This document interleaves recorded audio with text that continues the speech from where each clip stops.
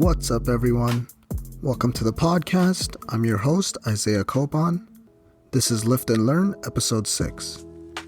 In this episode, I'll be breaking down why resistance training is the best, and I dive into why sleep is so important. Before that, though, I'll talk a bit about what I've been up to lately, and that might include fitness-related topics, and it might not. If you want to follow me, your host, on Instagram, it's isaiah.copon, and you can also check out my website, isaiahcopon.com. The podcast is on Instagram, at Lift and Learn Podcast, and also on Facebook. You can just search Lift and Learn Podcast. With that being said, let's get into the episode. Oh boy, the gym situation has gotten rough up here in Ontario, Canada. So first there was news about how a spin class in Hamilton led to 72 or 74 cases. At least I think that was the number the last time I checked. Some member from the gym said that they were doing temperature checks, had the bikes 2 meters apart, but an outbreak still happened. So that's probably not a good sign for the rest of the gyms out here. I'm sure if another outbreak like this happens at another gym, they're probably going to close them all down in Ontario ASAP. So after that, I was watching the news on the TV for the first time in a while, actually. And then I hear that LA Fitness is on the news saying they're not letting members in if they're coming from a hotspot. Apparently, people from a hotspot like Toronto and Peel region were heading to different gym locations to work out. I think it was Milton in this case. And now they're stopping those members from coming in. Since that made the news, they added York Region to the hotspot list, and looks like Crunch Fitness is doing the same thing LA Fitness decided to do. So gyms around me were closed in March or something earlier this year. They opened again on July 31st. And then things started to get crazy again. They closed them again on October 10. Apparently only for the next 28 days, but that's basically the same thing they've been saying about the border closure, and, well, we've seen how that's been going. So for a week or so, I've been driving to this Burlington location about 35 minutes away. Man, I thought I was slick for doing that. I was still getting a workout in pretty much every other day. Well, I had a feeling it would happen, and it's over for me now. Man, just when I was starting to have fun being kind of strong in the gym. So I went to Crunch Fitness in Burlington yesterday morning, and they have these signs now on the door saying things like, if you're not from this area, then you can't work out here. Whatever. I go in, scan my card, and I take maybe 10 steps into the gym, and then the lady at the front desk stops me and says she can't let me work out today. 'Cause I guess she noticed from when I scanned my key card that I was from a hotspot area. Well, that sucks, and there goes my fun. But I did end up still getting to work out luckily, but I guess that was my last workout in a while, so I literally hit everything one last time. A last full body workout day, and of course my mentality the whole time was like, oh, this is probably gonna be the last time I'm in a gym in 2020, so I might as well leave it all here, right? At the end there, I even ended up kind of testing my 3-rep max on deadlifts. So last week I talked about deadlifting and how I've actually been working on my conventional stance and a bit on my sumo stance as well. Well, when I went scrolling through YouTube this week, surprise, surprise, on my homepage, recommended videos talking about sumo deadlifting. Thanks, YouTube algorithm. At that point, I just went down a bit of a rabbit hole there, watching a few videos about how to perfect your sumo deadlift form, basically. A few minutes later, what am I doing? Oh, nothing, just lifting invisible barbells off the ground as I try to perfect this form in my bedroom. Yeah, you should have seen that. I was lifting the bar, and then as soon as the pretend barbell reaches above my knees, I just thrust the hips forward. I'm just trying to keep that as a cue. Oh god, it probably looked ridiculous. So I ended up watching a video from Jeff Nippert about it, and it led me watching to some other video from Alan Thrall's channel, which I mentioned last week. And then on there, Mark Bell was actually explaining some sumo deadlift techniques and form. The next day in the gym, or the next session I had, I ended up practicing a bit about what I learned. So recently when I hit my lower body, I ended up doing sumo deadlifts. Keep in mind, I kept the weight very light since it was pretty much the first time I've actually done a session with them. But I'm going to continue to work on that as well as my conventional form and see which variation I like more. For the sumo deadlift, your feet have to be wider than your hands, if you know the basics of this lift, and that's going to take some adjusting for me. So over the next few sessions, I was planning on working on sliding out my feet farther than what they were now, and that's something I'll continue to work on, I guess, at home now, since I won't have that much to do. Judging from the first few sessions, though, I should be pulling more weight in sumo, since my conventional isn't that strong to begin with. There seems to be some kind of carryover there in terms of strength from my testing. When the gyms were open, though, I was deadlifting twice a week, so I'm proud about that. It only took like 5 years of neglect for me to actually give it a chance finally. And if you listened to the podcast last week, I briefly mentioned that my conventional deadlift went from 225 when the gyms opened to now about 10 weeks later being at 325. Well, today was my first sumo deadlift session, and I was planning on playing around with 225 pounds just to be safe. But when I got to actually lifting, 225 was just flying off the ground, as it should be. But being cautious, I went up just 20 pounds every set and ended up working up to 305 actually. So that's a pretty good sign that some conventional deadlift strength is translating to my sumo stance as well. I only decided to go up in weight during the session because my form looked pretty decent. I was recording from the side to make sure everything was in alignment and everything looked okay. So for my own self-evaluation form check, everything looked okay. I ended up working up to 305 for an easy 5 reps. So whenever the gyms do open again, I'll likely be alternating between the two deadlift forms every month or so, just so I'm practicing both movements because I don't want to neglect either one, since doing both should contribute to building both muscle and strength. And I don't want to spend this whole time bragging about strength numbers, but I was looking at some of my workout logs, and honestly, my current gym numbers are probably stronger than they ever have been, especially if we're going to take body weight into account. So I just hit 225 pounds on incline barbell bench, which I've never even attempted before. It's a good sign considering the last time I was even close to this strong, I was probably weighing in at the high 180s or 190 pound range, and I'm currently walking around right now at around 170. So looking back on it, I guess I really have conquered those 2018 injuries, and as long as I stop hurting myself, I could stay on this path for a while. Of course, if you take my numbers and put them against actual power lifters, then they're not the best. But if my strength has gone up and I'm personally down 15 pounds, then that's a sure sign that I've put on some amount of muscle. So my 1RM squat is around 310, and it hasn't been that high since I weighed about 185 pounds. And like I said, I'm around 170 right now. So I'm stronger at a lighter weight, which is better for ratio purposes. However, I'm well aware if you compare my numbers to top power lifters, then obviously these are baby numbers. But they're good numbers when I compare them to my past self, which is what you should be doing as well. Always look back on your own journey and make sure you're doing better than your past self. That's the real and true sign of progress. If you're worried about catching up to the crazy numbers you see people hitting on social media, then you're setting yourself up for failure. Focus on beating yourself going forward. So if there's something to take away from what I'm saying, think about where you were last year or even last month and think about if you've changed yourself for the better. If so, stay on that same path and continue to improve. If not, then just take a tiny step in the right direction tomorrow. It doesn't matter how little the step is. Just do something that you'll actually benefit from and try to carry that momentum into the next day. And over time, that little amount of effort that you're giving every day will add up to a big amount of progress over the whole year. You're going to hear me repeat the fact that being healthy is a marathon and not a sprint. And that's because of my experience in this industry so far. It's clear that if you want to live your life to the fullest and be independent for a long time, then being healthy is the key. And being healthy in the long term isn't going to be a single day of eating healthy or exercising as hard as you can so you can't walk the next day, or a 1-week detox juice diet. No. At first, being healthy could be something as little as including a single vegetable in your diet this week.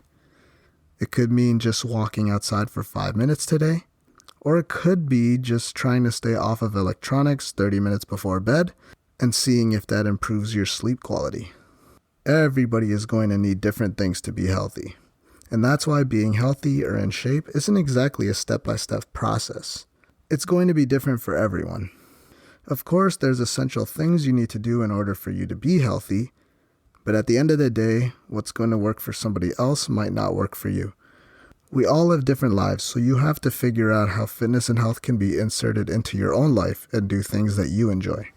Especially with social media these days, everyone's expectations when it comes to fitness has gotten so skewed because you can literally see millions of people on there with perfect bodies. And I used to compare myself to them too, but you need to realize that the only way you can look your best is to beat your past self. We don't have the same muscular insertions and genetics and injuries and medical problems. I could say squatting is the best form of exercise to do, but if you've torn your ACL or MCL or have done irreparable damages, then maybe it's not for you. That doesn't mean you should just give up and not do anything. No, you have to find exercises that work for you with the cards you were dealt. When you're looking back at your progress, the only person you have to compare yourself to is yourself. And like I've said before, reflect on your progress weekly, or even better, bi-weekly or monthly. That'll give you a more realistic look in regards to if you're making progress. This whole journey, it really is a learning process. I didn't know all of this information just by going to school for 2 years. I've had to learn it from my own experiences and my experiences with clients. It's not going to be a short path to being healthy, especially if you've been raised a certain way. So me, I'm Filipino. I grew up eating Filipino food and I still enjoy it to this day on occasion. But ultimately, it's not really a diet where I can be as healthy as I personally want to be, so in my mid-20s, I had to learn how to cook. I grew up a pretty active person. I played a few sports growing up, so for me, I had a sense of body awareness that comes along with playing sports. If you didn't grow up being active, then the route for you is probably going to be a little bit harder because it's going to take months, maybe years to be in tune with your own body and have the coordination to even do something as simple as raise a 5-pound dumbbell overhead or an incline chest press. I noticed that usually when it's the first time people are doing this movement, they can often be shaky. And that's likely due to the fact that their coordination, body control, and stabilizing muscles are probably not where they should be. And that's perfectly fine. At that point, your focus is literally just being able to control the weight. It's not, oh, let's go heavier because that was pretty light. You can't rush this process at all. It's going to take time to outgrow those old habits, and it's a tough thing to do. Trust me, I love Filipino food. I know it's not easy. Even for me, I'm learning more about health and fitness basically every day. If you were a client of mine 5 to 7 years ago, I would have just told you, do this routine, push every single set to failure, and eat this strict meal plan and you'll be healthy in 2 to 3 months. But I know now that's not even close to the best strategy. It's probably the worst. And if I could talk some sense into my old self, I would. But like I said, every day is a learning process, so just take baby steps in the right direction. And with that being said, let's get into the fitness topics for today. Topic 1. Why resistance training is the best. If you've been listening to this podcast so far, there's a theme that I've been nailing on the head over and over again. Everything I've been saying so far is that in order for you to be as healthy as possible, besides a good diet, it's that you need to work out in some way. I like to say resistance training, and that could mean in the gym or even just at home. It doesn't matter. Of course, in the gym you have more tools available to you, but they're not necessary at all. Now, the key components to being healthy are the 4 pillars of health, and if you haven't heard of them before, that's diet, eating properly and drinking water, stress management, a big one that's often overlooked, sleep, which is topic number 2 for today, and physical activity, which is basically any kind of movement. If you stick around and keep listening to the podcast, I'll be going into depth about all 4 of those eventually, and today we'll cover 2 of those pillars. For the next few minutes, I'll talk about that movement pillar and why it needs to be resistance training, or what most people call working out. So when I say resistance training, that basically means increasing strength by using tools to help you. You could use your own body weight, that's called calisthenics, to increase strength, and that's actually a pretty good place to start if you can. But humans being humans, we also made several tools along the way to help us in this regard. Nowadays we have resistance bands, machines or free weights that includes things like dumbbells, barbells, kettlebells to help us build strength, and those are some ways to hit muscles more efficiently or stress them a lot more than just using our body weight. Yes, you can of course build muscles doing push-ups, but we've made the bench press in order to stress our pecs even further than a push-up can. As you get more advanced, push-ups become too easy, and you have people who can do over 50 without feeling overly stressed in their pectoral or their chest muscles. You could technically grow your muscles just by flexing them alone, but the tools we've developed will help you stress the muscle a lot more and a lot quicker than you just flexing your bicep, for example. It would take you hundreds or maybe even thousands of reps of you just flexing your biceps to feel stress in your muscle that could signal any significant amount of muscle growth, and that's where the tools come in. Of course, as a personal trainer, you need to know where your client will have to start their training journey because you wouldn't necessarily want an obese client to just start barbell squatting or even squatting their own body weight right away because that's going to be a high-risk movement. Something I've actually seen in my gyms in my local area is personal trainers telling their obese clients to do push-ups or box jumps, which just makes no sense to me at all. It just looks like an injury waiting to happen. What you could do instead in this scenario would be to have them squat their own body weight while having some kind of support for them, whether that be a bar they can hold onto or something like a chair or a bench behind or underneath them. You could be using only one of these tools, or you could be using multiple tools to start. That depends on the person's fitness level. And if you're going to dive into it yourself, then start off slowly and progress from there. Now you have to remember that this journey is a long process, especially if you're trying to undo bad habits that you've had for a majority of your life. Now, the pillar of health here we're talking about is physical activity, and the most important part of the physical activity you should be doing is resistance training. Cardio is great, don't get me wrong, there's a time and place for it. If you're going to ask me what's better, cardio or lying down and doing nothing, then cardio is going to be better in most cases. But you can overdo cardio, and I see it time and time again with people in the gym. You see those people who just come in and go on the treadmill or whatever other cardio machine they prefer, and they do their hour or two of cardio, and then they tell themselves that they just had a great workout. And that may be true, it could have been a great workout, but there's a much better method. Now, of course, you don't know everyone's goals in the gym, so they could be training specific to their sport, but in my experience, there's a lot of people who are just doing cardio simply because they believe it's the best way to lose weight and stay in shape and healthy because the machine tells them they've burnt 200 or 500 calories. When you're doing cardio, yeah, you're burning calories, but you're not building muscle, which is actually going to be crucial to maintaining a healthy weight and staying healthy in general, especially for the way our lives are now. We've been groomed as a society to be as lazy as possible. There's robot vacuums now, so you don't even have to get up to clean the floor. You can run a business entirely on your phone while you're in bed, and with the pandemic, some of us are working from home a lot more. The list could be endless in this aspect. Humans created some tools to work out, like I said earlier, but we've also created tools for us to actually do less work and move as little as possible. We're not moving as much as we used to, and it's now easier than ever to overconsume food and calories, which is the perfect formula for gaining weight, and it's the main cause of the obesity pandemic or epidemic that's been going on and rising for decades now. Now, these tools that may have made us lazy are great when it comes to advancing society or being able to do things without much effort. Unfortunately, in the long term, when you live this way, it's just building a foundation for all kinds of problems, like the common back problem that most people experience as they get older, or knee issues, or not being able to do something really simple like raise your arms over your head or get a chair without using your hands for assistance, which I've mentioned before.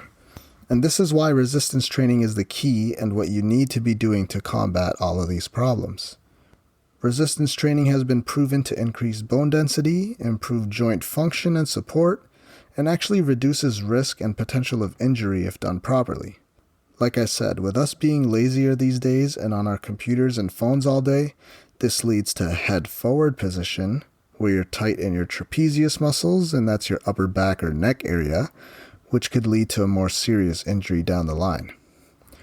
Resistance training, if prescribed properly, however, could improve posture, and it strengthens muscles, tendons, and ligaments. I briefly said earlier that cardio is great, but can be overdone and does not build muscle. This is where resistance training comes in.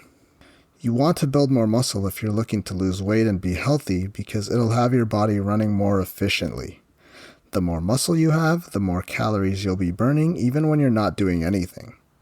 Now, a resistance training session may not burn as many calories as you running on a treadmill or sprinting for an hour, but again, in the long term, building muscle will lead to a higher metabolism. Now, there's still ongoing research to figure out exactly how many calories a pound of muscle burns, but it seems to burn at least 3 times more calories than a pound of fat.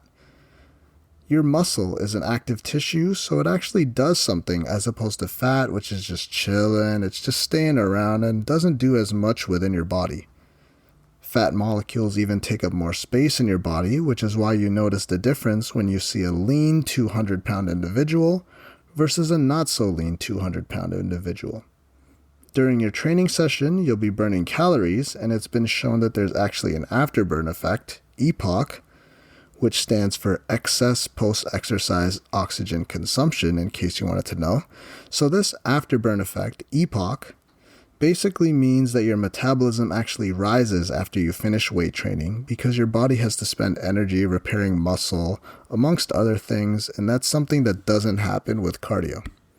So you got the calories being burned from the workout, and then that training raises your metabolism for up to 48 hours after a training bout with EPOC, and then since the muscle tissue is actually active, you're actually burning more calories throughout the day. This means that if you usually burn 2,000 calories daily with your normal metabolism, if you weight train for a few months or a year and gain 5 to 10 pounds of muscle, then you actually might notice that you're having to eat more, say 3,000 calories now, up 1,000 calories from before, to maintain that same body weight. So in reality, you're actually eating more to lose weight, which is a great place to be in. Imagine if your last cut or the last time you lost weight, you were eating 1,900 calories to lose weight. Now imagine being able to eat 800 more calories, say 2,700 calories now, while also losing weight. And that's what resistance training and getting stronger will do for you. Obviously, you're going to be in a much better position when you build muscle while having your body run more efficiently. You actually give yourself much more of a fighting chance when it comes to blasting away that annoying body fat. And that's because that muscle you added has sped up your metabolism. And gaining some muscle resistance training for a few months, you may notice that you now burn 2,300 or even 3,000 calories daily because your body needs to fuel those muscles in your body. Like I said, when it comes to any kind of training, start according to your fitness level. At first, resistance training for you may be doing 1 to 2 sets of squats if you're just a beginner, and that's because it's not going to take a lot of stimulus for you to activate and build muscle. So when I say resistance training is the best, that doesn't mean you have to go all out with your training and start doing your favorite bodybuilder's training split. If you're a beginner, you just need to start off slowly and find the right dose of training for yourself. As you get more advanced though, you'll notice that it's going to take more work to force your muscles to grow. Topic 2. What is the importance of sleep?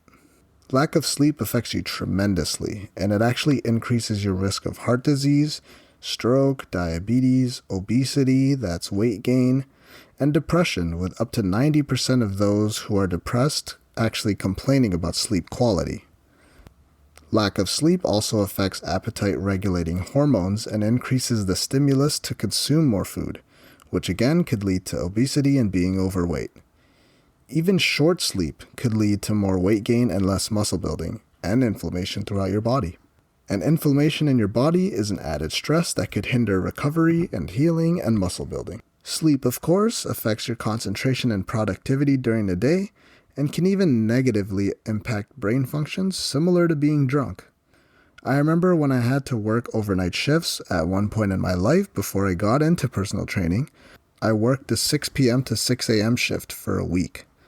After the third night, I was so deprived of sleep that I actually felt those effects of being in a similar state to being drunk. I was having short-term memory loss, I was stumbling a bit while walking, and that's when I knew I couldn't really live that way any longer. Sleep affects immune function as well, and there was actually a study that showed that people who slept less than 7 hours were 3 times more likely to develop a cold as opposed to someone who slept 8 hours or more. And that's only a 1-hour difference. For me, and I'm sure everyone has experienced it at least once in their life, lack of sleep has led to some bad workouts. On to the positives now. Getting an adequate amount of sleep is going to be vital if you want to perform to the best of your ability. It only makes sense that when you're fully rested, you're going to perform better in events that have to do with speed, accuracy, reaction times, and strength. Proper sleep has been shown to improve problem-solving skills and enhance memory performance for people of all ages. If you have trouble sleeping at night, then something to help you sleep better at night is actually some sort of physical activity throughout the day. Exercise has been shown to increase sleep duration and quality even if you're active for just 30 minutes a day. This will lead to having a better mood overall, and you should notice that your energy levels are higher during the day. It's also associated with reduced anxiety, decreased levels of depression, and stress, which could even affect your sleep. Now, this is a tough topic because most people, myself included, you can function and go to work and do everything they need to on only a few hours of sleep. I remember during my high school and college years, I used to brag about being able to show up and go to school after only sleeping a few hours per day. And I'm talking 3 to 6 hours of sleep. Just because some days I'd be up playing video games or just up watching movies or whatever I felt like doing. I felt like I was invincible in those times, and we all do when we're younger. I was lifting, getting stronger, going out with the boys, and still somehow doing pretty well in school. Obviously, looking back at it now, I just think about what I could have done with proper sleep. I probably would have even made more gains. Beginner gains plus sleep is a great combo. I probably would have done better in school and performed better on those tests if I really wanted to. But that's just how it is when you're younger. You just don't really know, or you just choose to ignore things that will and could help you be even better. As you get older though, you start to feel the effects of having little sleep. It's still actually pretty hard for me to get 8 hours these days, but I do my best to try to get over 7 hours of sleep at the very least, 90 to 95% of the time. Just try sleeping more than you do now, maybe add a half hour or so, even for a week straight, and see if you feel a difference. You have to remember that this is another big component when it comes to overall health, because not everything is just about losing weight, which is what most people listening to a fitness podcast probably come to find out. Sleep is essential for you to function at the highest of your own ability. If you sleep for more than 9 hours and feel like, I could have slept longer, or think to yourself, I slept more than 9 hours, but I still feel tired. That's actually a sign your body's trying to tell you that your sleep quality isn't very good, so it's time to switch up something that you do before bed.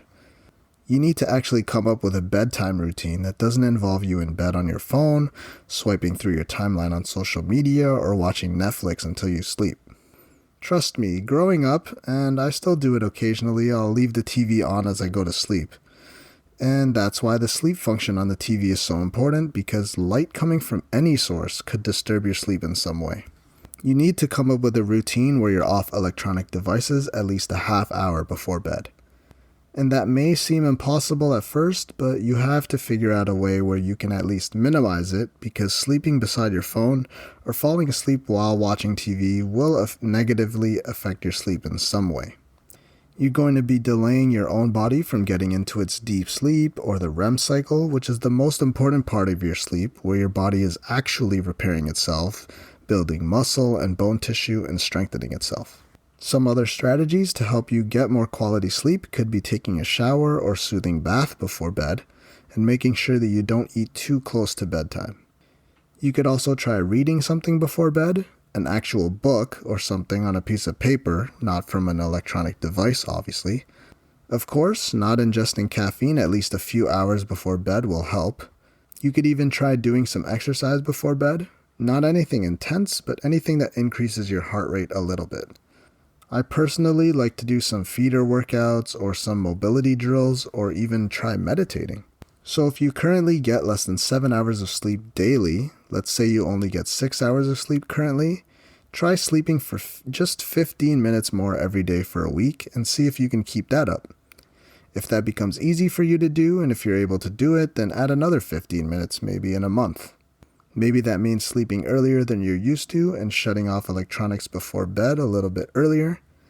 If you're currently getting less than 7 hours of sleep, obviously adding an extra hour or two all at once isn't likely going to work because it's simply too big of a jump. Slowly ramp up the amount of sleep you're getting every night, and maybe in a few months of progress, you can get in that 7 to 9 hour sleep range. And they say 7 to 9 hours is ideal, but any more than that, and there could be risks as well. And that concludes episode 6 of the podcast. But before I go, my buddy Jonathan actually told me about this quote by Bruce Lee, and I thought it was perfect for not just this podcast, but it's something to keep in mind going forward throughout all aspects of life. And the quote goes, "Take what is useful and develop from there." It's a simple one to remember, so just keep it in mind this week.